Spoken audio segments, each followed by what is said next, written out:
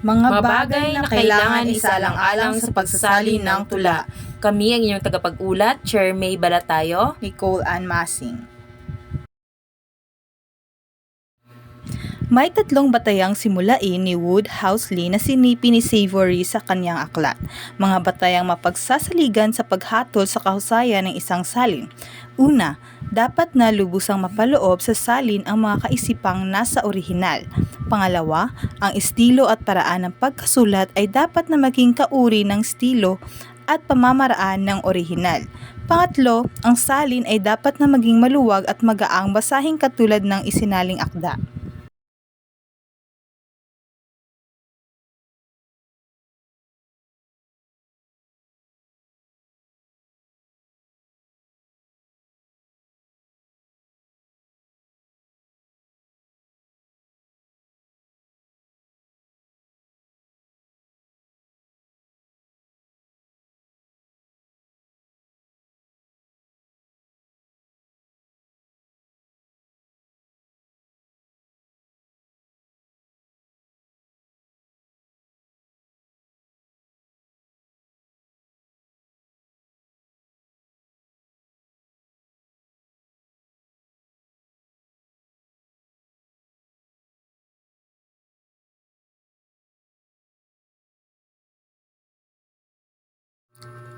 Mga layunin.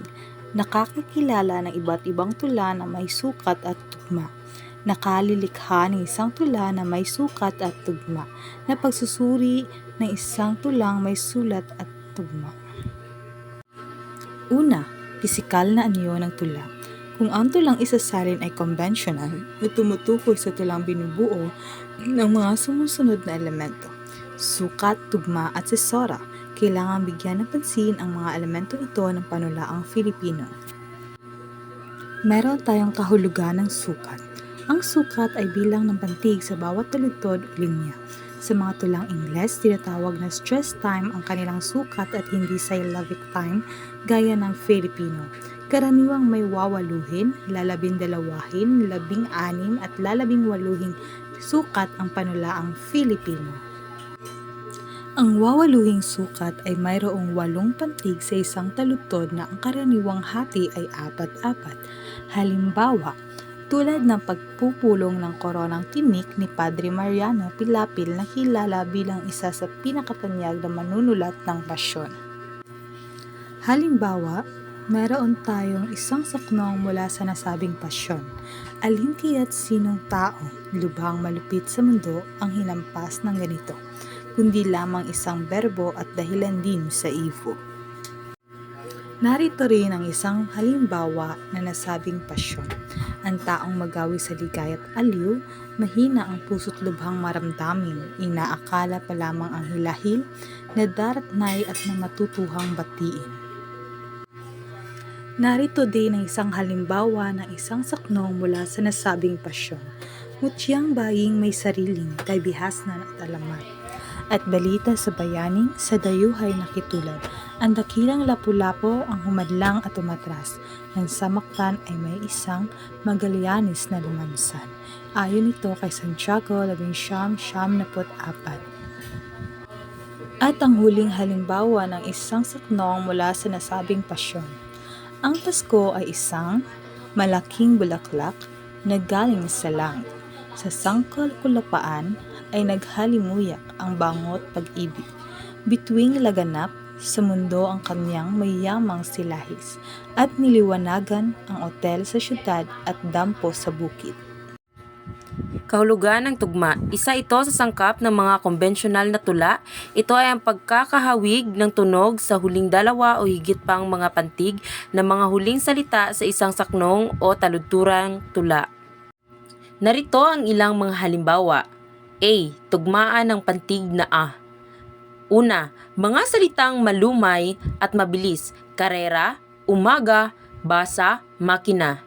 2. Mga salitang malumi at maragsa. Basa, mutya, maralita, luha. Narito ang ilang halimbawa. B. Tugmaan sa pantig na I at I. Mga salitang malumay at mabilis. Sarili, bayani, tore. 2. Mga salitang malumi at maragsa. Ngiti, mithi, kiliti. Narito ang ilang mga halimbawa. C. Tugmaan sa pantig na O at O. Una, mga salitang malumay at mabilis. Palasyo, noo, bisyo, nitso, milagro. Pangalawa, mga salitang malumi at maragsa. Puso, pinto, puto, sampo, sinusuyo. Narito ang ilang mga halimbawa ng tugmaan sa katinig. Mga katinig na B, K, D, G, P, S, T. Bilibid, babad, tabak, dagdag, atras, sibat. Mga katinig na I, M, N, NG, R, W, Y. Balbal, alam, daan, lasing, lugar, pukaw, away. Kahulugan ng sisora. Ito ang tinatawag sa Ingles na break or pause in a line of verse. Santiago 11:74. Ang sisora ay ang hati ng linya o taludtod. Tignan muli ang mga halimbawang ibinigay sa itaas na may simbolong guhit pahilis.